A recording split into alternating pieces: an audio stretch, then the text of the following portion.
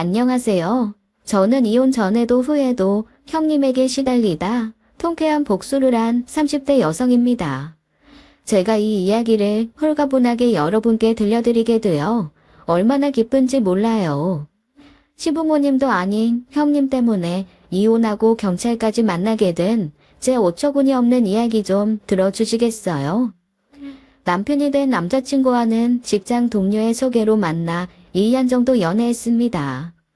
저는 될 수 있는 대로 빨리 결혼해서 아이를 낳고 싶었던 사람인데다가 남자친구가 워낙 다정해서 금방 결혼 결심을 하게 됐어요. 그렇게 나중에야 남자친구가 위로 노나만 셋이 있는 손이 귀한 집의 자식이라는 걸 알게 되었죠.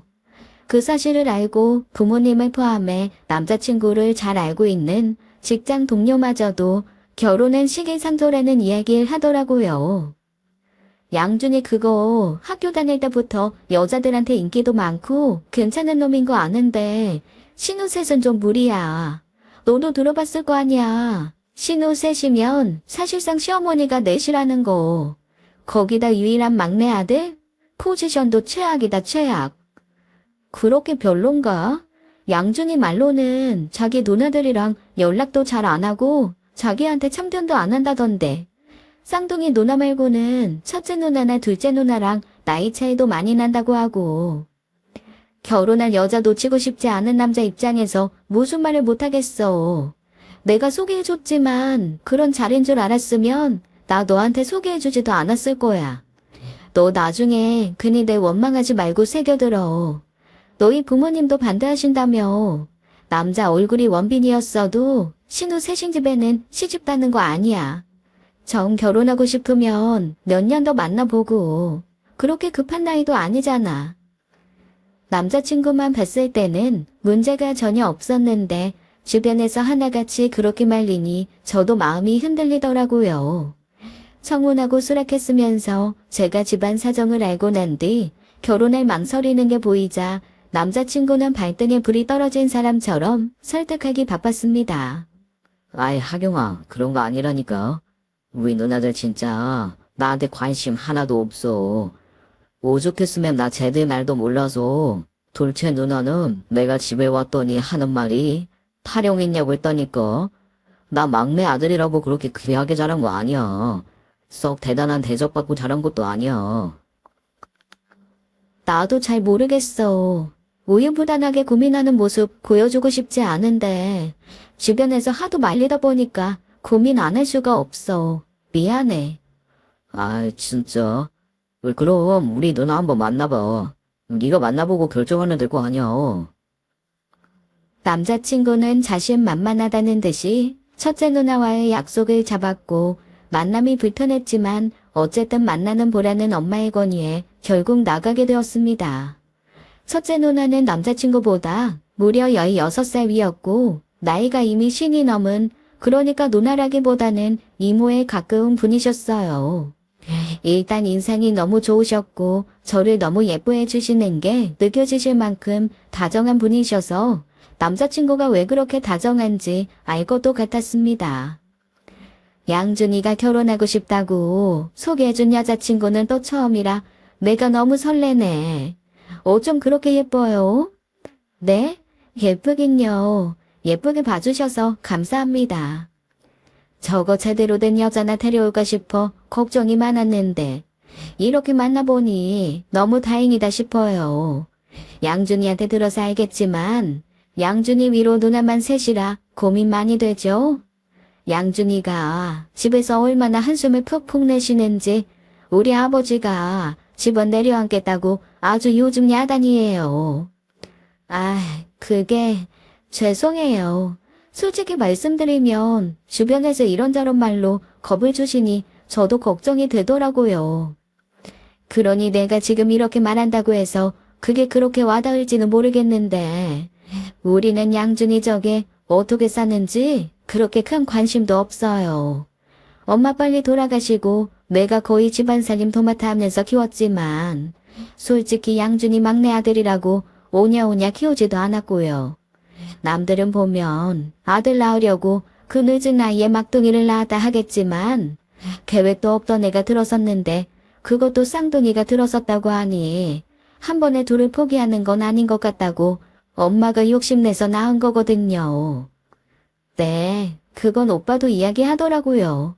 늦은 나이에 갑자기 생긴 자식이라 세상 빛 못 볼 뻔했는데 돌아가신 어머니께서 쌍둥이라 낳고 싶어 하셨다고요. 맞아요. 그러니까 손이 귀하니 뭐니 그런 것도 하나 신경 쓸 거 없어요. 아들 낳으란 소리도 안 할 거고 원하면 애 없이 살아도 돼요. 그건 내가 각서도 써줄 수 있고. 우리 아버지는 나나 둘째 자식 손주손녀만으로도 충분하시고 아버지도 나나 같이 사는 셋째가 있으니 정말 하나도 신경 쓸 거 없어요. 그러니 그저 저 애물단지 같은 놈 좀 데려가서 그저 예쁘기만 살면 좋겠어요. 내심 신우가 셋이라 저 나이 되도록 장가를 못 가나 싶어서 걱정이었거든. 첫째 누나의 말에서 정말 진심이 가득 느껴졌고 저는 그 말을 믿어보기로 했습니다. 뭐까짓 거 말이 바뀌면 이혼하면 그만이다. 그런 마음을 먹고 나니 그렇게 어려운 고민도 아니더라고요. 상견례도 결혼식도 큰 문제가 없었고 그동안 했던 고민과 걱정이 기우에 지나지 않았구나 했어요.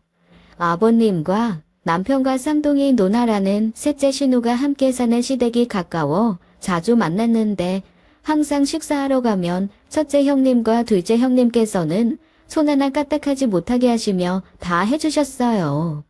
사과 하나 깎아보란 소리도 없이 식사 후 거실 테이블엔 잘 깎아진 사과와 과일 접시가 올라왔고 빈 접시라도 챙길라 치면 어느 순간 손이 불쑥 튀어나와 낙다채가고요.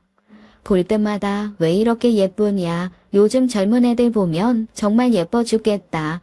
올케라는 말이 더 어색하다며 볼 때마다 제 이름 다정히 불러주시니 잦은 시댁 방문도 싫지 않았습니다. 거기다 첫째, 둘째 형님의 조카들이 모두 20대라 외삼촌인 남편과도 격이 없이 형제처럼 지내는 것도 보기 좋았고요.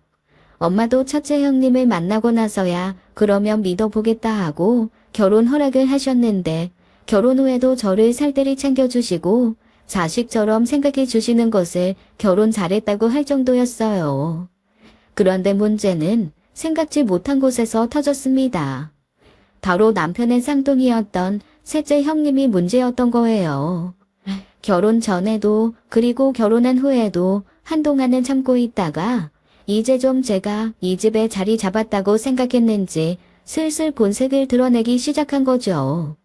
나중에 안 사실이지만 셋째 형님은 아버님도 다른 형님들도 포기했을 정도로 막무가내라 어렸을 때부터도 엄청 골칫덩이였다고 해요. 학교 다닐 때도 친구들을 괴롭히거나 시험 시간에 컨닝하는 등의 크고 작은 문제로 속을 썩이는 일이 많았고요. 그래서 결혼할 때도 절대 저를 괴롭히거나 함부로 대할 생각하지 말라고, 그렇지 않으면 살던 집에서도 쫓아내버릴 거라고 엄포를 놓은 모양이었고요. 하지만 어디 그 기질이 참아진다고 참아지나요? 올게, 다음 달 우리 아빠 생신인 거 알지? 뭐 할 거야? 오빠랑 이야기해봤는데 용돈 드리는 게 제일 좋을 것 같다고 해서 그러려고요. 용돈은 당연한 거고 올케는 뭐 할 거냐니까. 저는 그냥 오빠랑 같이 용돈 챙겨드리려고 했는데요. 아니 올케는 우리 아빠 유일한 며느리인데 뭐 없어? 시아버지 첫 번째 생일상은 직접 차려야 한다. 뭐 그런 개념이 없나? 네, 그런 이야기는 처음 들어봤는데. 그럼 이번에 들었으면 알겠네. 아빠 생일 때마다 우리 집에 고모들이랑 작은아빠 오거든? 그때 맞춰서 음식상 차리면 되겠네. 어른들 좋아하시는 걸로 술 한잔 곁들이게 해도 좋은 요리해서. 그때까지만 해도 셋째 형님의 본 모습을 눈치채지 못한 저는 그저 갑자기 발등에 떨어진 어른들 대접 문제로 고민하기 바빴습니다. 그래서 남편에게 가서 아버님 첫 번째 생신상을 어떻게 차려야 할지 모르겠다고 이야기하니 남편이 어리둥절한 얼굴로 왜 그걸 제가 고민하냐고 하더라고요. 남편은 딱 잘라 그 자리에 제가 나설 필요 없다고 했고, 그래서 저는 남편 말대로 가만히 있었죠. 생신 전날 이미 연락드려 혹시 거들어야 하는 거 없냐고 했더니 첫째 형님께서 이미 집에서 다 준비해서 가는 거라 가서 음식만 옮겨 담으면 된다며 그저 오기만 하라고 했고요. 그런데 셋째 형님이 아버님 생일에 왜 이렇게 늦게 왔냐면서 아무도 없는 자리에서 은근히 비아냥거리는 거였어요. 우리 언니들 믿고 너무 편하게 사네. 네? 언니들은 이른 아침부터 장보다가 한 번에 못하고 음식 준비에 여념이 없었는데 유일한 며느리라는 사람이 너무 느긋한 거 아니야. 형님께서 시간 맞춰 와도 된다고 하셨는데요. 오빠도 일 있으니 시간 맞춰 가자고 하고. 양준이는 늦게 오든 말든 와서 할 일도 없는데 알아서 오라고 하면 그만이고 올케는 좀 빨리 와서 눈치껏 거들어야 하는 거 아니야. 물론 형님들이 뭐라고 하시든 와서 도와드리면 좀 더 편하시긴 하셨겠죠. 그런데 저도 좀 억울했던 게 어차피 빨리 와봤자 정말 손도 못 대게 하세요. 뭐라도 하려고 하면 은근히 정색하시면서 절대 주방 근처에 얼씬도 못하게 하시고요. 게다가 저도 저지만 그렇게 말하는 셋째 형님도 뭐 하는 거 없었어요. 남편 말로는 남편이랑 마찬가지로 어리다 보니 어렸을 때부터 주방일 한 번 시킨 적이 없고 다 컸어도 형님들한테는 남편이나 셋째 형님이나 애는 애라고 칼도 내어주지 않았다더라고요. 그런데 자긴 아무것도 안 하면서 그보다 더 어린 저를 며느리라는 이유로 주방에 밀어 넣으려고 하는 신부가 너무 얄밉더라고요. 그런데 그날을 기점으로 셋째 형님은 보란듯 저를 은근히 괴롭히기 시작했습니다. 대개는 유치해서 못 봐주겠다 싶은 것들이었어요. 형님들이랑 다 같이 백화점이나 외식을 가면 꼭 그렇게 남편 팔짱을 끼고 걸어요. 말은 여느 남매들과 다를 것 없이 정없이 하는 것 같은데 둘이 있는 거 보면 쌍둥이라 그런지 남매 간의 우애가 좀 남다르다 싶을 때가 있더라고요. 남편은 결혼 전부터 그랬다고 그게 이상하다고 의식하지 못했다는데 결혼한 아내를 곁에 두고 남매끼리 팔짱 끼고 돌아다니는 게 말이 되나요? 처음에는 이게 대체 뭐지 싶어 어리둥절했는데 은근슬쩍 저를 쳐다보는 셋째 형님의 시선에서 직감했죠. 아, 일부러 그러는구나. 근데 너무 웃기지 않나요? 아내인 저 대신 자기 남동생 팔짱 끼고 다니면서 그치 제게 뭘 과시하고 싶었던 건지도 모르겠습니다. 그러다 보니 화도 나지만 기가 막히고 어이가 없어 웃길 때가 더 많았어요. 식당에 앉을 때도 남편 옆을 차지하고 앉아 음식을 먹여주기도 하고요. 결혼 전부터 해오던 일이라 그런지 형님들도 그건 이상하게 생각하진 않으셨어요. 어쩌다 한번 너무 과하다 싶을 때마다 왜 남의 남편 끼고 앉아 그러냐고 등짝을 때리곤 했습니다. 그런 것들은 너무 유치하고 황당할 뿐 참을만 했습니다. 하지만 명절을 앞두고 아버님 선물 내역 뽑아다 보내는 거나 제 SNS 감시하면서 어디 갔다 싶으면 아버님 모시고 갈 생각 안 하고 왜 둘만 다니냐고 빈정거리고 때마다 용돈 붙여줄 때 되지 않았냐고 연락하는 등 많으면 일주일에 3-4번씩 따로 그렇게 연락이 오는데 정말 미치겠더라고요. 그래서 셋째 형님 전화를 남편에게 토스하면 남편은 또 그런 눈치가 없어 저한테 다시 주면서 그래요. 누나가 너 받고 오라는데? 결국 참다 못해 터뜨렸고 남편은 제 하소연을 가만히 듣더니 고개를 끄덕이며 그러더라고요. 근데 민정 누나는 좀 애매한 포지션이라 그럴 수 있어. 너도 알다시피 내가 막내 아들이라고 특별한 사람을 받지 않았던 것처럼 민정 누나도 마찬가지거든. 아이 근데 워낙 학교에서도 문제도 일으키고 그래서 혼나기도 많이 혼나기도 했고. 그렇다고 해서 나한테 이런 식으로 말도 안 되는 시비 걸면서 괴롭혀도 된다는 건 아니잖아. 에이, 괴롭히는 건 아니야. 그냥 시샘이 나서 그런가 봐. 3년 전인가? 결혼하려고 했던 적이 있는데 그게 엎어지면서 그 뒤로는 연애도 못하더라. 나까지 결혼했는데 혼자 남았단 생각에 짜증도 나겠지. 그냥 네가 이해해. 대개 제 의견을 들어주고 수렴해줬던 것과 달리 셋째 형님 문제로는 황당하게도 저에게 이해를 요구하며 그냥 넘어가라는 거예요. 그러면서 은근히 다른 형님들이 더 챙겨주지 않냐고, 그 정도는 참을 수 있지 않냐고 하고요. 저도 그동안 얼마나 참았겠어요. 그렇게 남편이랑 대화하는 와중에도 카톡이 와서 보니 아버님 겨울잠바 하나 사서 보내라고 링크를 보냈더라고요. 도저히 이건 아니다 싶어 그게 실례인 줄 알면서도 첫째 형님께 솔직하게 털어놓았죠. 뭐, 민정이 그게 그런 짓을 했어? 아휴, 하경아, 너무 미안해. 진작 말을 하지 그랬어. 그랬음 내가 아주 혼쭐을 내놨을 텐데. 가만히 있어봐. 내가 민정이 그걸? 결국 첫째 형님의 분노에 셋째 형님도 와서 삼자 대면하게 됐습니다. 다행히 셋째 형님은 자기가 한 짓을 부정하진 않더라고요. 발뺌하면 어쩌나 했던 걱정이 무색하게도 오히려 더 당당하고 뻔뻔하게 굴었습니다. 아니, 며느리가 시댁에서 불편하고 힘든 건 당연한 거 아닌가? 언니는 왜 그렇게 감싸주기만 해? 며느리가 시댁에서 불편하고 힘들기만 해야 한다는 법이 어딨어? 너도 시집 달 거 아니야. 어떻게 된 게 자기 한치 앞을 모르고 그런 생각을 가져.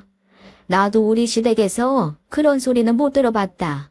어디서 시누이 짓해서 하경이를 불편하게 만들어? 나는 당연히 며느리로서 해야 할 일을 알려주는 것 뿐이야. 시끄러. 며느리 해본 적도 없는 것이 무슨? 너 한 번만 더 하경이한테 그런 연락하기만 해봐. 아주 그냥 아버지한테 말해서 너 그대로 쫓겨나게 만들 줄 알아. 나이가 들었으면 철 좀 들어라. 어떻게 그 나이 먹도록 편하는 게 없어 너는. 그날 그렇게 호되게 혼난 뒤로는 자기 언니가 무서워 그런지 저한테 말도 안 걸고 쳐다도 안 보더라고요. 제가 인사를 해도 형님들이 없는 자리에서는 대꾸도 하지 않으면서요. 가족끼리 너무 정없다 싶게 지내긴 했지만 저는 그게 좋았고 한동안은 그렇게 갈등 없이 지냈습니다. 그렇다고 셋째 형님 문제에서 완전히 해방된 건 아니었어요. 한 번씩 다 같이 외출하면 논설을 찌푸리게 되는 일들이 생기곤 했으니까요. 성격이 드세고 목소리도 큰데다가 인내심이 없으니 작은 문제만 생겨도 참을 줄을 몰랐어요. 식당에서도 자기 기준에 문제가 있다 싶으면 사장 불러가 기본이었고 다 함께 장구경하는 자리에선 물건을 사지도 않으면서 시장이 정이라며 허락도 없이 물건을 집어먹더라고요. 상인이 안 된다고 하는데도 막무가내로 덤을 더 얹어달라고 하는 등 아주 가치 있다 부끄러워 피하고 싶은 적이 한두 번이 아니었죠. 어떻게 같은 배에서 나와 자란 쌍둥이인데 남편이랑 기질도 성격도 다를 수 있는지 신기하더라고요. 게다가 놀랍게도 셋째 형님은 행정복지센터에서 일하고 있었는데 어떻게 저 성격으로 민원인 대하는 일을 하는지 의아할 지경이었어요. 진짜 셋째 형님 대단하다. 남들 눈치는 하나도 안 보잖아. 일은 어떻게 하는 거야? 나도 그게 신기하긴 해.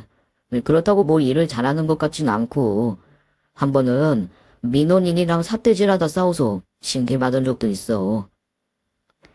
대박. 그런데도 저런단 말이야? 나 앞으로 되도록 셋째 형님 있는 자리는 안 갈래. 같이 다니기 좀 창피해. 사람들 다 쳐다보고 눈으로 욕하는 거 뻔히 보이는데. 그런데 그렇게 가볍게 나눈 대화가 눈치 없는 남편 때문에 셋째 형님 귀에 들어가게 된 거예요. 제가 없는 자리에서 신우가 또 진상짓을 하려니 남편이 웃으며 그랬답니다. 진상, 민정, 아이 적당히 좀 해. 하경이도 누나랑 같이 다니기 창피하다더라. 그러니 셋째 형님 그 성격에 가만히 있었겠나요. 바로 저한테 전화해서 다다다 따져대는데 혼자 열받아 있는 이야기 없는 이야기 다 하면서 난리가 났더라고요. 상황이 상황인지라 이해하려다가도 듣자 하니 도저히 들어주기 힘들 정도라 결국 맞받아치면서 크게 싸우게 된 거예요.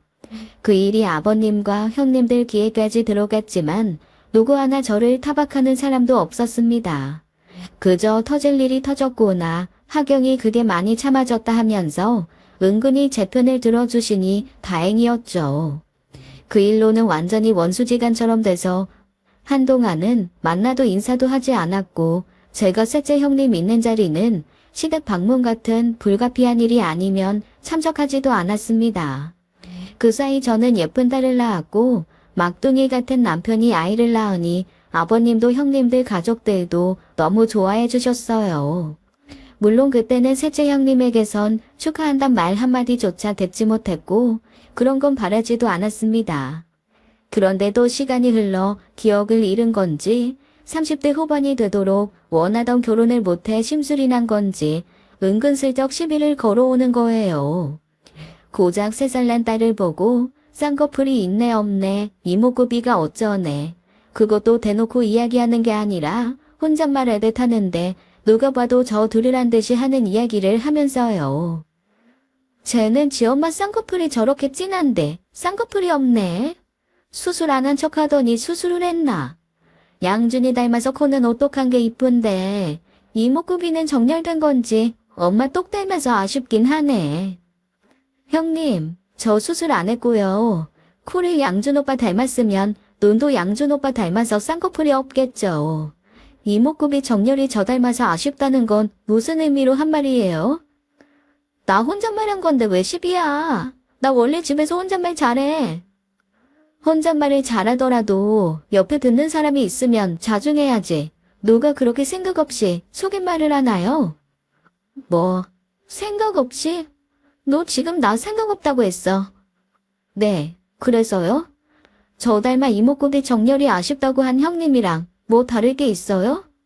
예전 같으면 더러워 피한다고 말았을 텐데 엄마가 들면 강해진다고 딸을 두고 그렇게 이야기하니 참을 수 없었습니다. 그러자 셋째 형님은 어이없다는 듯 보란듯이 콧방귀를 끼며 무시하더라고요. 웃긴 건 저를 그렇게 무시하고 싫어하는 내색을 하면서도 제가 형님들 주려고 이것저것 챙겨오면 자기 주려고 가져온 것도 아닌데 그렇게 잘 챙겼었어요. 여행지에서 사온 커피며 화장품, 연세에 맞는 영양제나 하다못해 식기류까지 제가 형님들 생각해서 사온 물건인데 한 번씩 시댁에서 보이곤 하더라고요. 그걸 형님들이 발견하시곤 왜 자기 물건이 여기 있냐며 이제 물건도 훔쳐가냐고 타박하시고요. 형님들 집에 가서 좋아 보인다 싶으니 이것저것 몰래 챙겨 가져다 쓴 것이죠. 날이 갈수록 나아지는 게 아니라 점점 제멋대로 구는 게 도가 지나치다 싶었는데 아버님께서 드시고 싶으시다는 음식을 포장해다 긁는 길에 또 문제가 터졌습니다. 제가 온 줄 알면서 방 안에서 다 들리도록 하는 전화가 너무 기가 막혀 당장 머리채라도 휘어잡고 싶더라고요. 하지만 애도 함께 있는 상황에 힘으로 받아치면 저 드센 성격이 어떻게 나올지 모르겠다 싶어 녹음했죠. 저건 아주 고개 겨워서 지가 얼마나 좋은 시댁 만나서 호강하면서 사는지를 몰라. 받은 게 많으면 그만큼 마음에서 우러나오는 진심 어린 베품이 있어야 하는데 천성이 글러먹어 그런가 그런 게 하나도 없어. 지 친정에서 뭘 배우고 왔는지. 내가 우리 언니들만 아니면 저가 아주 반죽여 놨을 텐데. 그리고 집에 돌아가자마자 그 녹음을 형님들에게 보냈고 형님들 가족들이 다 난리가 났습니다. 가족들이 한데 모여 있는 카톡방에서 조카들까지 나서서 고모 그러는 거 아니다 하며 제 편을 들어주었죠. 저희 친정까지 욕보인 문제라 그냥 넘어가는 건 저한테도 저희 친정에게도 도리가 아니라며 결국 그 문제로 온 가족이 다 모여 저에게 사과하라고 한 거예요. 근데 자기가 한 말이 있는데도 처음부터 끝까지 왜 녹음을 했냐고 그 난리를 치는 겁니다. 아니, 어떻게 천성이 글러먹었다느니 하는 이야기를 옳게 친정까지 들먹이면서 해? 민정이 너 진짜 제정신이 아니구나. 나이 어린 조카들 앞에서 부끄럽지도 않아? 야, 너 뭔데 그걸 녹음해? 네가 뭔데 우리 집에서 내 목소리를 함부로 녹음하냐고. 아이, 처제. 지금 그게 중요한 게 아니잖아.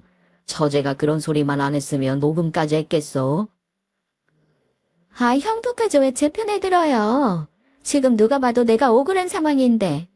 내가 지 앞에서 얘기했어? 내 집에서 내 입으로 한 말인데 들은 지가 잘못이지 내가 잘못이야. 야, 너 내가 만만하냐? 내가 언니들 눈치 본다고 봐주니까 신우이 어려운 줄 모르고 아주 살판 났지? 민정이 너 나가라. 아빠, 뭐라고? 내가 자식 잘못 키운 죄로 며느리한테 얼굴을 들 낯이 없다. 한두 번도 아니고 조용하다 싶으면 이렇게 한 번씩 일을 치니 내가 마음이 조마조마해 살 수가 없어. 그렇게 네 멋대로 굴 거면 내 집에서 나가라. 아주 너 때문에 내가 편히 눈을 감지도 못하겠다. 아빠까지 어떻게 그래? 다른 사람은 몰라도 아빠는 내 편 들어줘야지. 아빠는 내 마음 알아줘야지. 엄마가 살아있었으면 내 편 들어줬을 텐데. 나 이거 엄마 없다고 무시당하는 거야. 엄마 없다고 신우이 무서운지 모르고 날 이렇게 괴롭히는 거라고. 늘 과묵하시던 시아버지까지 나서서 거드니 갑자기 셋째 형님이 통곡하며 그러는 거예요. 갑자기 돌아가신 시어머님 이야기까지 꺼내면서 세상에 그렇게 서러운 사람이 없는 것처럼 애같이 엉엉 우는데 마음이 짠해 그런 게 아니라 어이가 없고 황당해서 말문이 탁 막히더라고요. 아니 누가 누굴 괴롭혔다는 건가요? 자기가 한 말 때문에 온 가족이 소환해서 잘못한 사람에게 사과하라고 한 것뿐인데 끝까지 자기 잘못을 인정하지 않고 갑자기 도리어 피해자처럼 구는 것을 보니 이건 상대하면 안 되겠구나 싶더라고요. 대화도 말도 통하는 사람이랑 해야지 저런 사람이랑 했다간 그냥 제 머리가 이상해질 것만 같았고요. 결국 같은 생각에서 다른 가족들도 고개를 절레절레 흔들며 저희 가족 보고 얼른 집에 가라고 하더라고요. 내가 다 창피하다 하경아. 어디 가서 저가 가족이란 소리도 하지 마. 왜 저렇게 됐나 몰라 정말. 아버님은 진짜로 내보내실 생각이었는데 셋째 형님이 그날 밤새 돌아가신 시어머니를 찾고 오는 것을 보고 그냥 넘어가셨다고 해요. 아무래도 아버님께 셋째 형님은 아픈 손가락 같은 자식이니 어쩔 수 없었던 것이죠. 제가 보기엔 여린 아버님 마음 알고 이용한 것처럼 보였지만요. 그 꼴을 보고 나니 전처럼 없는 사람처럼 지내는 것조차도 너무 힘들었어요. 아버님이나 형님들에게는 너무 죄송하지만 방문 횟수도 엄청나게 줄이는 등 최대한 마주치지 않으려고 했습니다. 그래서 시댁에 방문할 일이 있으면 남편과 딸만 보내곤 했어요. 그것마저도 문제가 될 줄은 몰랐지만요. 여느 때처럼 시댁에 간 남편이 벼랑간 딸이 응급실이라며 다급하게 전화가 온 거예요.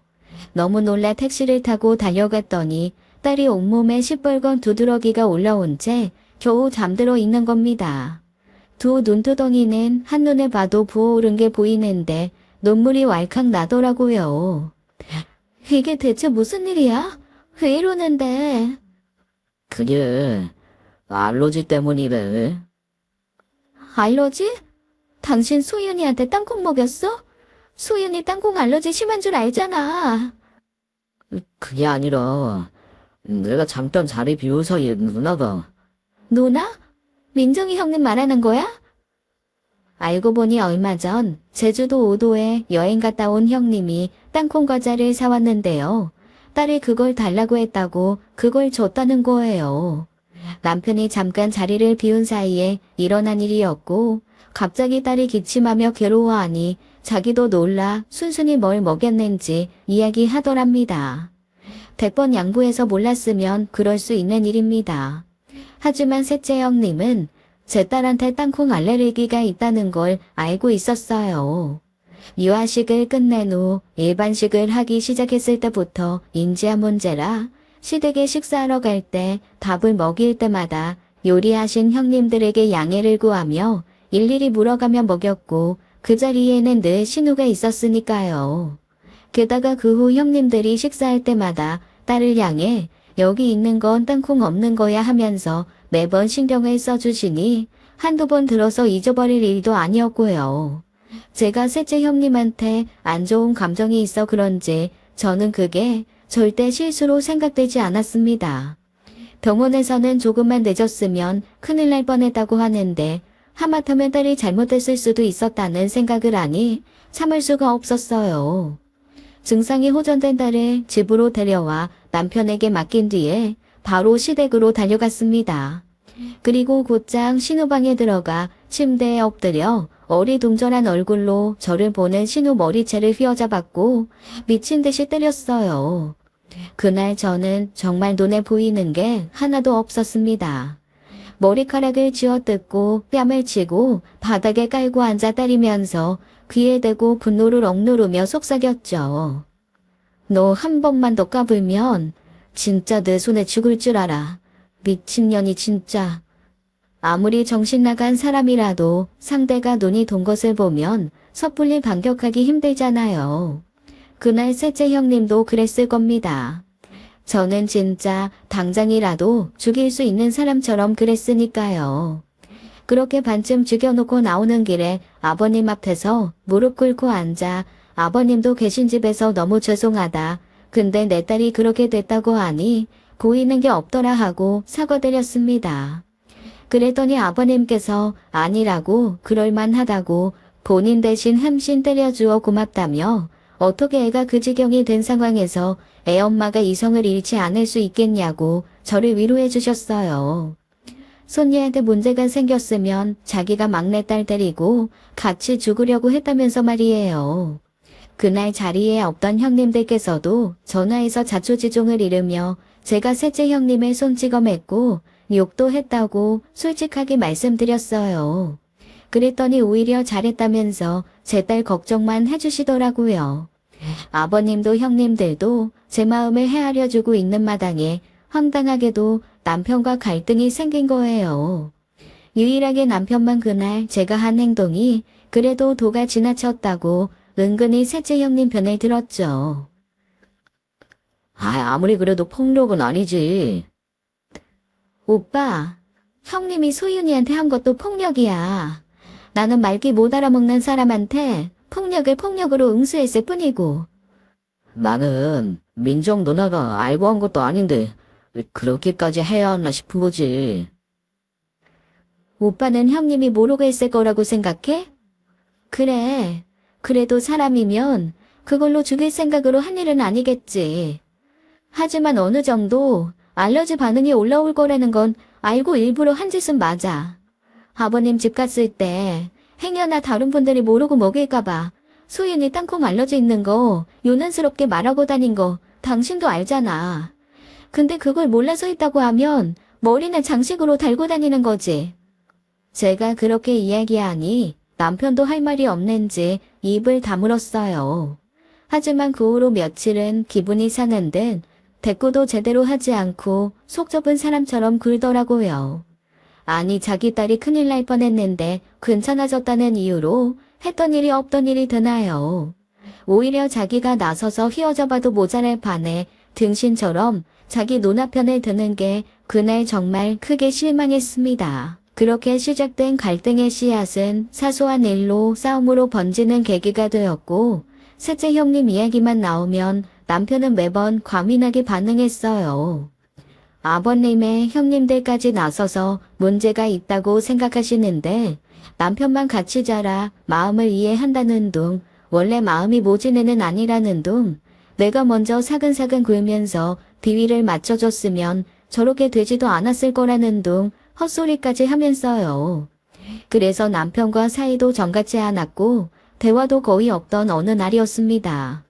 오랜만에 친정에 딸을 맡기고 카페에서 대학 모임을 하고 있었어요. 그런데 그 자리에서 셋째 형님을 만난 겁니다. 집안에서는커녕 밖에서 우연히 만나도 아는 체 할 사이가 아니었는데 세상 사람 좋은 얼굴로 다가와서 제게 아는 체를 하는 거예요. 올게. 어쩐 일이야 여긴. 아, 형님. 대학 모임이에요. 아, 그렇구나. 안녕하세요. 저 하경이 남편 누나 되는 사람이에요. 시키지도 않았는데 제 지인들에게 눈웃음 치며 인사하기에 저는 솔직히 약을 먹었나 했습니다. 그런 표정과 나긋한 목소리는 결혼 후 처음 봤거든요. 제가 눈치껏 그럼 가서 일 보시라고 억지로 보내니 자리를 뜨는데 은근히 그 자리에 끼고 싶어 하던 눈치였어요. 사람이 안 하던 짓을 할 때는 그럴 만한 이유가 있잖아요.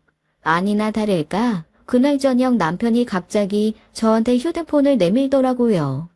뭐냐고 쳐다보니 셋째 형님이 저를 바꿔달라고 했다더라고요.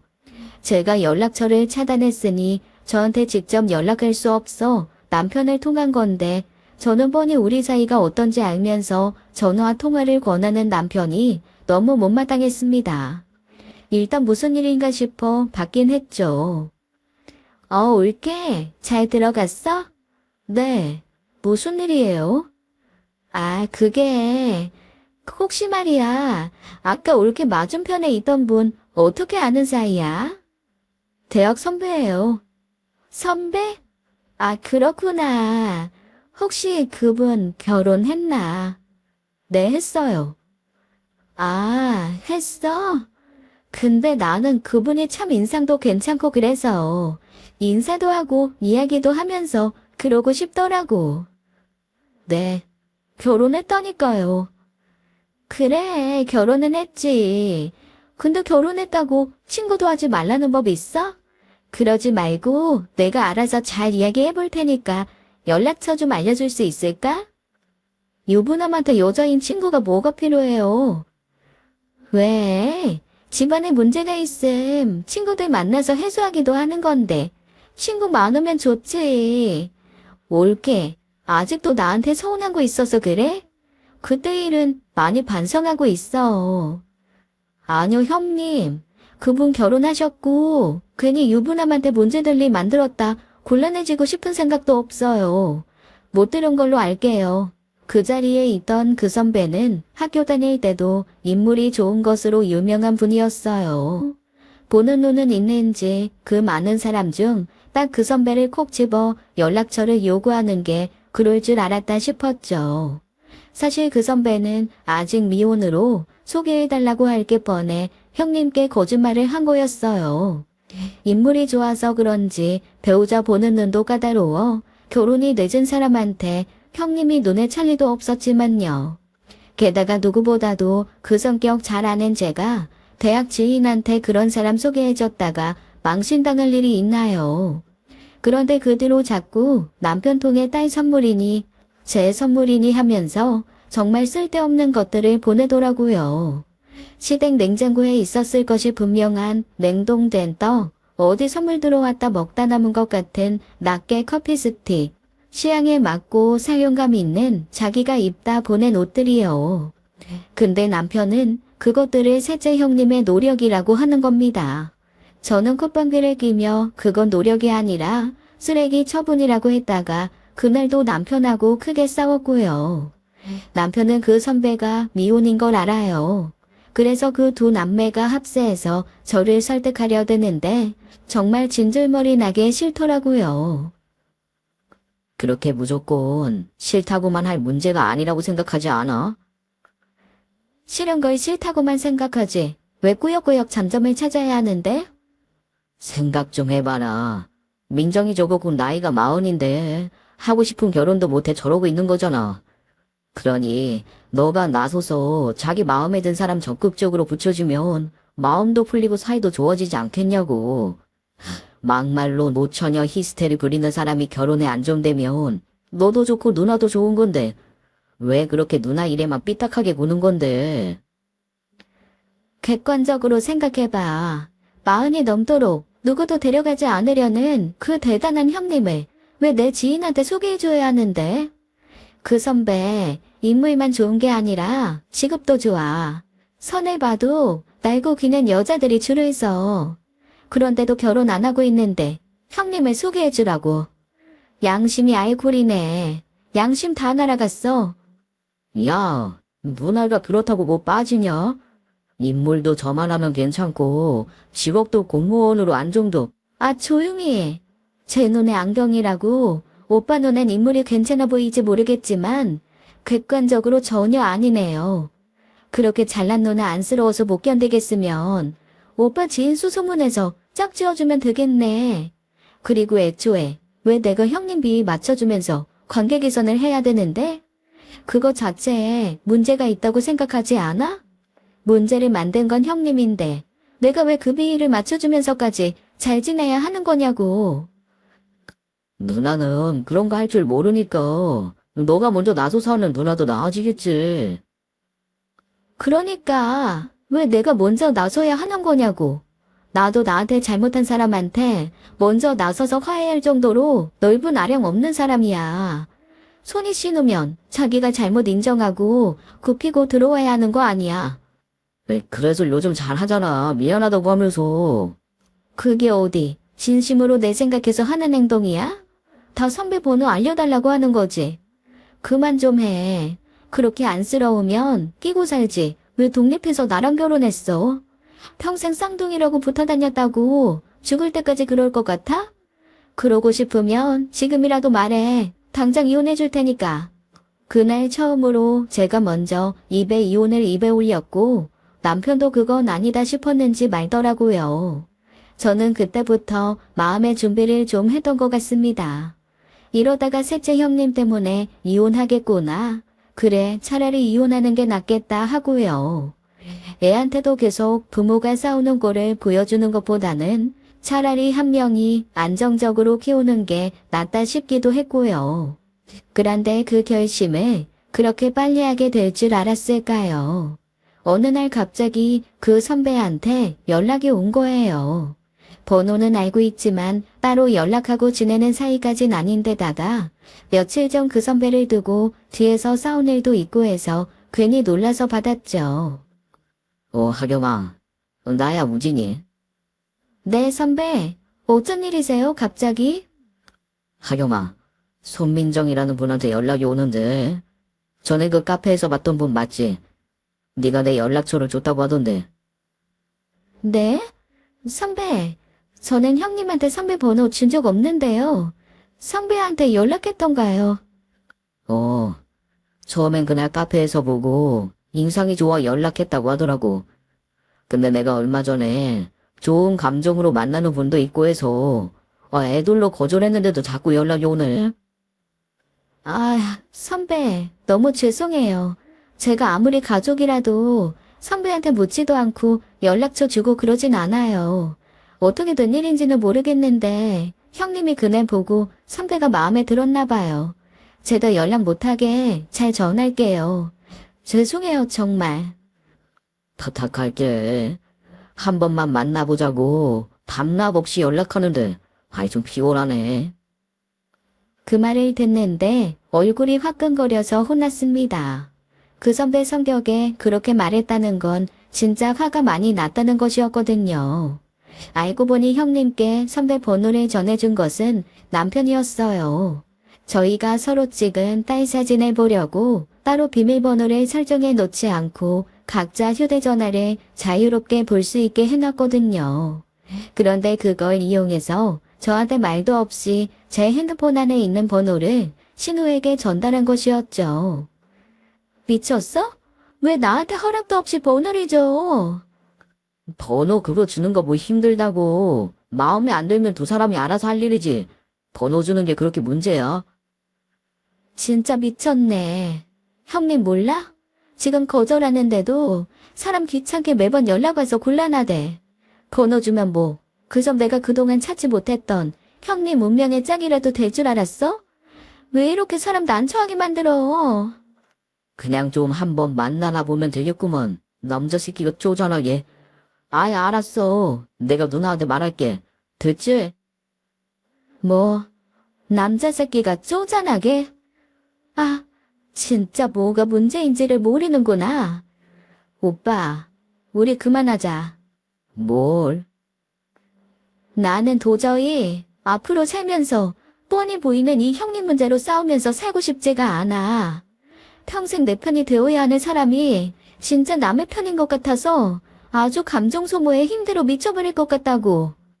그래서 뭐 진짜 이혼이라도 하죠 뭐. 계속 그렇게 형님 편 들면서 내 속 긁을 거면 그냥 이혼해. 그냥 하는 말 아니야. 주변에서 그러더라고요. 부부가 살다 보면 이혼 이야기 꺼내가며 싸우게 되는 거 흔히 있는 이야기라고요. 그중 대부분은 진짜 이혼하고 싶어 꺼낸 이야기가 아니라 그만큼 극단적으로 치달은 내 마음을 알아달라는 마음에서 하는 이야기더라고요. 저도 마찬가지였어요. 물론 그런 갈등이 지속되는 삶을 살고 싶지 않았던 것도 있지만 이혼을 생각할 만큼 제 마음이 힘들다는 것 좀 알아달라는 마음이 더 컸어요. 그런데 남편은 거기서 자존심을 꺾지 않았고 그 뒤로 어떠한 대화도 하지 않으려 하면서 순순히 이혼에 이르렀습니다. 어떻게 보면 이혼 계기가 별것 아닌 것도 같지만 이게 당사자가 돼보지 않으면 몰라요. 셋째 형님 문제가 어쩌다 한 번씩 있었던 일도 아니고 신혼초를 제외하고는 줄고 강도의 차이였던 거지 늘 있었거든요. 저도 직접 겪어보니 알겠더라고요. 주변에서 그런 일로 이혼한다고 하고 의문을 가졌던 것들이 사실은 그전부터 천천히 쌓였던 일이 별것 아닌 부분에서 터져서 생긴 일이라는 것을요. 당연히 시댁에서는 저희 이혼을 극구 말리셨고 결국 제가 뜻을 꺾지 않자 미안하다며 보내주셨습니다. 특히 첫째 형님께서 본인이 돌아가신 시어머니 자리를 제대로 채우지 못해 애들이 그렇게 된 것 같다고 셋째 형님께서 제게 하신 일도 있고 하니 그저 욕심내기 힘들다면서 가끔 조카는 보여달라 그러시더라고요. 저도 셋째 형님을 제외한 시댁 식구들에겐 나쁜 감정이 없으니 한 번씩 연락드리고 딸을 보여드렸어요. 그렇게 시간이 흘러 반년쯤 지났을 겁니다. 아이 문화센터에 나가다가 알게 된 싱글 대디가 있어요. 우연히 같은 프로그램을 3개쯤 하게 됐을 때 이런저런 개인 사정이나 육아 지식을 공유하며 좀 가까워졌죠. 그렇다고 재혼 생각하면서 만난 건 아니에요. 이혼한 지 얼마 되지도 않았고 딸 가진 싱글맘들은 이해하시겠지만 딸 데리고 재혼하는 게 쉽지는 않잖아요. 하지만 그분과 저는 똑같이 이혼으로 싱글이 된 공통된 처지라서 말이 잘 통하다 보니 만날 때마다 카페 가서 친구 만나듯 서로에게 편한 대화 상대가 된 거였죠. 그런데 딸이 그분을 아저씨라고 칭하며 꺼낸 이야기에 전 남편이 길길이 날뛰며 찾아온 겁니다. 야, 서경, 너 연애하냐? 너 애 데리고 정신이 있냐 없냐? 다짜고짜 만나자마자 그게 무슨 말이야? 애 앞에서. 연애는 무슨 연애? 내가 오빠처럼 한가한 사람인 줄 알아.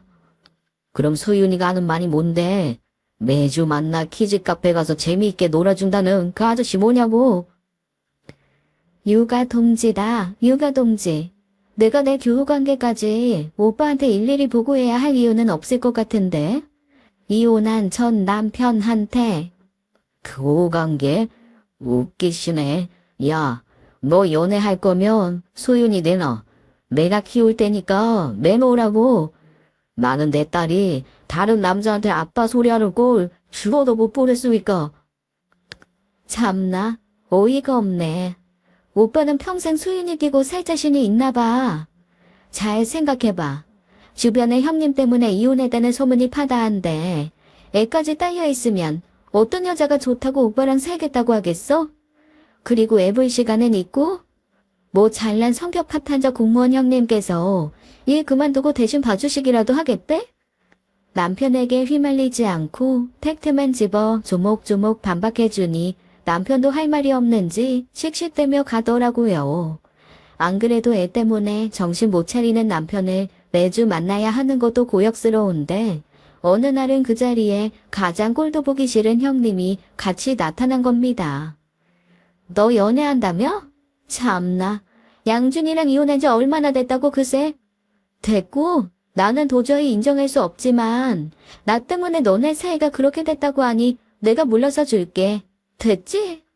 있는 듯 없는 듯 살 테니까 너네 둘이 다시 합쳐. 소윤아, 가자.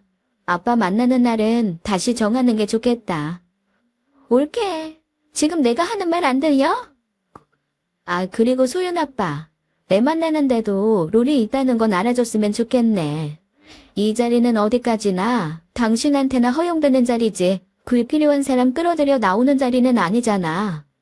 찌질하게 초등학생처럼 누나 데려와서 힘 과시하려 하지 말고 이젠 나한테 신호도 못도 안 한 사람 얼굴 보게 하지 마. 앞으로 저런 개념 없는 헛소리로 무리하게 굴면 정식으로 이의 신청해서 딸도 못 보게 할 테니까. 아빠 만나는 자리가 내 정서적으로 좋지 않다는 거 알면 충분히 받아들여질 것 같네. 저는 셋째의 신호는 완전히 배제한 채 전 남편을 향해 경고했고 딸은 그대로 데리고 와버렸어요. 이혼하면 저 지긋지긋한 얼굴 좀 안 보려나 했더니 애라는 연결고리가 있으니 그것마저도 끝낸 게 어렵더라고요. 애초에 그 사이에서 중간 역할 못한다는 이유로 이혼했으니 사실 이혼한다고 해서 문제가 해결되지 않은 건 당연한 일이었어요. 그러던 추석이 지난 어느 날이었습니다. 또 셋째 형님한테 연락이 온 거예요. 전화번호를 바꿨는지 차단된 번호도 아니라 무방비로 연락이 닿고 말았죠. 올케, 며칠 전 추석이었는데 왜 아빠한테 연락을 안 해? 네? 추석이면 아빠한테 연락도 하고 하다못해 추석 선물이라도 보내야 하는 거 아니야. 저기요, 제가 그 집 며느리도 아니고 뭣도 아닌데 왜요? 그리고 뭔데 나서서 참견이에요? 무슨 자격으로? 뭐, 이혼했다고 이게 진짜 막가네. 그래도 소윤이가 있는데 소윤이 할아버지한테 그 정도 할 수 있는 거 아닌가? 인사를 드리던 노래를 부르던 내가 알아서 할 일이지. 내가 안 했다고 해서 그쪽한테 그런 말 드릴 필요 없으니까 신경 끄시라고요. 손민정 씨. 뭐? 손민정 씨. 이게 진짜 미쳤네. 너네가 이혼한 지 얼마나 됐다고 그새 남처럼 굴어. 우리 아빠가 너한테 좀 잘했냐? 배은망덕한 년. 티차 미친 사람 상종하기 힘들 것 같은데 제발 연락 좀 하지 말죠. 더는 길게 상종하고 싶지 않아 바로 전화를 끊어버렸고 그 번호도 또 차단했습니다. 그런데 그게 끝이 아니었고 이번엔 딸한테 캐물은 정보로 문화센터까지 쫓아와 저를 감시하는 거였어요. 마치 저를 미행하듯 카페며 집이며 딸과 둘이 들어가는지 그런 것도 확인하고요. 거기서 그치지 않고 친구가 된 싱글데디한테 접근해서 저에 대한 안 좋은 소문까지 냈더라고요. 하경씨, 놀라지 말고 들어요. 엊그제 우리 리원이 센터 수업 끝나고 나오는데 그때 어떤 하경씨 신우이라는 사람이 나를 기다리고 있더라고요. 네? 그래서요? 내가 내 입으로 말하긴 너무 민망한데 아무튼 하경씨에 대해 너무 안 좋은 식으로 이야기를 해서 불편하니 그런 이야기 하지 말아달라고 자리를 피했거든요. 그런데도 끝까지 쫓아오면서 하경씨랑 붙어 다니다간 인생이 망할 거라더니 자기 동생이 남성 편력 심한 하경씨 만나 고생해야 하는 말이라고 별의별 소리 다 하는데 정말 난처해 혼났어요. 정말 죄송해요. 제가 말씀드렸죠. 그 사람 때문에 이혼했다고. 이혼하면 끝인 줄 알았는데 아이 때문에 이도저도 못하고 정말 죽겠어요. 진지하게 이사도 생각 중인데 애 혼자 키우면서 연고도 없는 다른 지역 가기도 힘들고. 그분 말을 듣는데 정말 뒷골이 아찔하게 당기면서도 착잡하더라고요. 그 미친 성격에 대체 어떻게 하면 저 지긋지긋한 연결고리를 끊을 수 있을까 싶어 막막한 마음도 들고요. 그러자 그분께서 곰곰이 생각을 하시다가 제게 그러시더라고요. 말만 들었을 땐 잘 몰랐는데 직접 만나고 나니까 어떤 분인지 알겠더라고요. 근데요, 하경씨, 눈에는 눈, 이에는 이하고 하잖아요. 미친 사람 상대하려면 내가 미치지 않고서는 어려울 것 같아요. 네? 그럼 저보고 미쳐보라는 말이에요? 상대방이 비상식적인 행동으로 나를 괴롭혔을 때 말로 해결되지 않으면 똑같이 비상식적으로 상대해보는 것도 하나의 방법 아닐까요? 그마저도 안 되면 솔직히 전 더러운 똥이라고 생각하고 피하는 게 상식이라고 생각하지만요. 저는 그분의 말에서 어쩌면 정답이 될 수 있는 것을 찾아냈습니다. 말이 안 통하면 똑같이 미쳐보라는 거예요. 어차피 이편사판이고 이 사회에는 뚜렷한 방법이 없는 상황이라 뭐라도 해봐야겠다는 결심이 선 거예요. 친정엄마한테 양해를 구하고 며칠간 딸을 맡겼습니다. 그리고 가장 먼저 셋째 형님이 근무하고 있는 행정복지센터를 찾아갔어요. 저를 보자마자 무슨 일인가 싶어 놀란 것처럼 보였는데 제가 용건도 없이 그냥 의자에 앉아있기만 하니 다가와서 묻더라고요. 올케 뭐야? 나한테 뭐 할 말 있어서 왔어? 아니요. 저 제 입으로 왔는데요. 신경 끄고 할 일이나 하세요. 그리고 제가 한 일은 그냥 종일 앉아서 셋째 형님을 보고 있는 것이었습니다. 생각보다 많은 체력과 인내심이 필요한 일이었는데 그냥 정신 나간 사람이라고 생각하면서 멀찌감치 앉아서 일하는 형님만 빤히 쳐다보고 있었어요. 그러니 민원인이 없을 때 다시 찾아와 묻더라고요. 뭔데? 왜 사람을 그렇게 빤히 쳐다봐?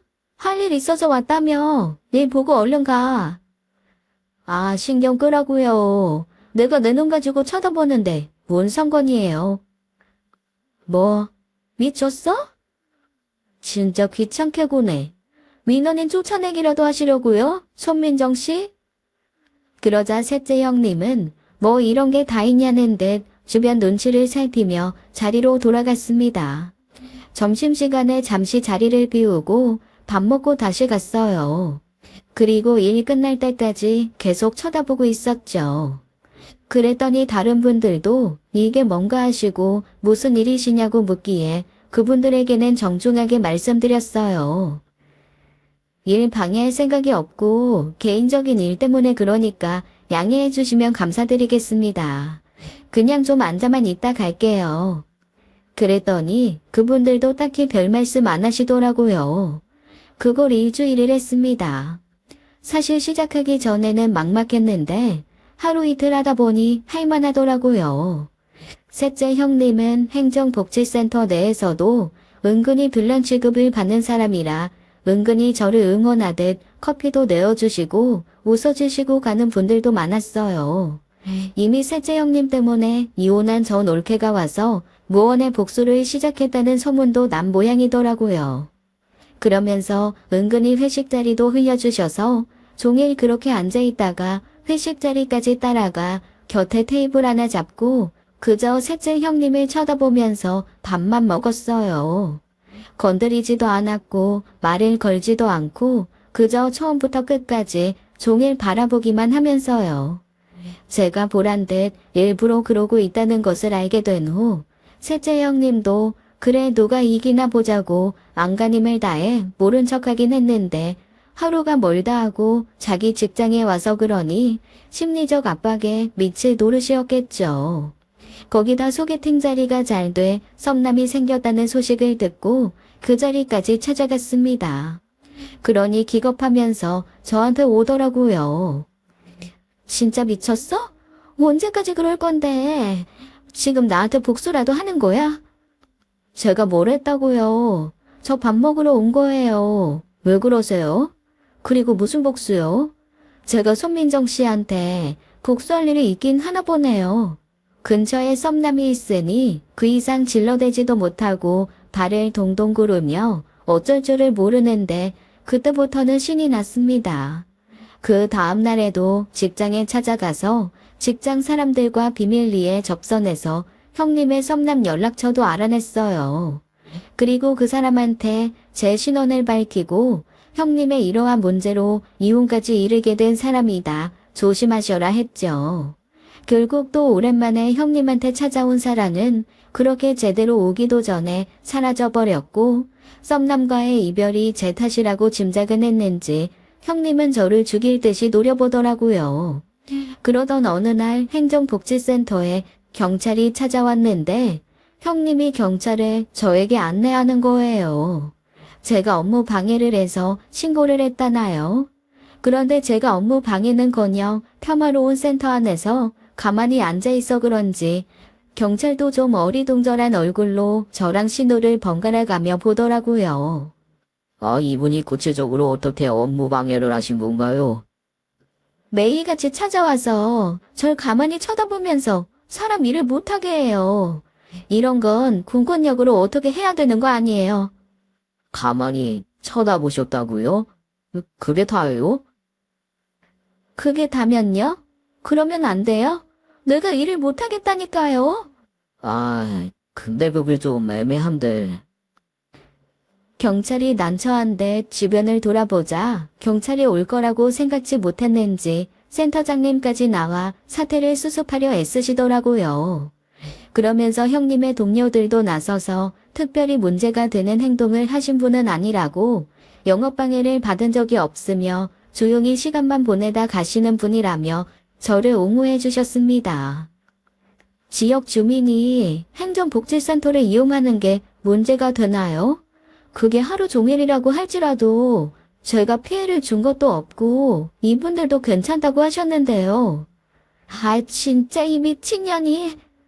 결국 형님은 아슬아슬하게 쓰고 있던 사회적 가면까지 벗어던지고 경찰이 보는 앞에서 저를 폭행했고 저는 일부러 과장 연기까지 더해 쓰러졌습니다. 보고 있는 증인이 많았고 이성을 잃은 형님은 경찰에 의해 간신히 진정되었어요. 행여 제 행동이 법적으로 문제가 된다고 할지라도 저는 법정 싸움까지 할 각오로 시작한 건데 오히려 먼저 그렇게 일을 만들어주니 고맙기까지 하더라고요. 저는 바로 셋째 형님을 폭행죄로 고소했고 당장 취하하라 길길이 날뛰는 형님을 향해 분명히 말했습니다. 고소했다고 끝난 것 같죠? 아니에요. 저 죽을 때까지 쫓아다닐 거예요. 그쪽 때문에 이혼녀 딱지까지 달았는데 내가 무서울 게 뭐가 있어요. 그쪽이 남자를 만나면 계속 따라다니면서 그쪽이 어떤 사람인지 이야기할 거고 어떻게 결혼까지 하게 되더라도 결혼식장에 가서 피켓 들고 서 있을 거예요. 그쪽이 했던 것처럼 그쪽 지인들 찾아가서 그쪽이 어떤 사람인지 허위 사실도 불사하고 이야기하고 다닐 거고요. 그랬더니 그제야 이건 아니다 싶었는지 제 앞에서 무릎을 꿇고 싹싹 들면서 그러더라고요. 내가 잘못했어. 내가 이렇게 빌게. 그만해. 어? 내가 하나밖에 없는 친구 같은 내 동생 뺏긴 것 같은 기분도 들고 가족들한테 사랑받고 인정받는 네가 질투나서 그랬어. 제발 그만해. 연락도 안 하고 소연이도 안 만날게. 어? 제발 올게. 이렇게 부탁할게. 셋째 형님은 자기 잘못을 조목조목 적은 반성문 10장을 써왔고 저를 비롯해 딸에게도 접근하지 않겠다는 각서까지 썼습니다. 형님이 쓴 반성문을 보니 거진 자기 연민에 취해 어쩔 수 없었다는 변명이 대다수였지만 아무것도 하지 않아도 며느리라고 귀한 대접받는 제가 아니고와 그랬다는 것만은 일관된 이야기더라고요. 물론 폭행 고소는 취하지 않았고 법의 처벌은 따로 달게 받으라고 뒀어요. 어쨌든 저는 그 길로 평화를 되찾았고 그로부터 1년이 넘는 지금까지도 신우이의 머리카락도 본 적이 없습니다.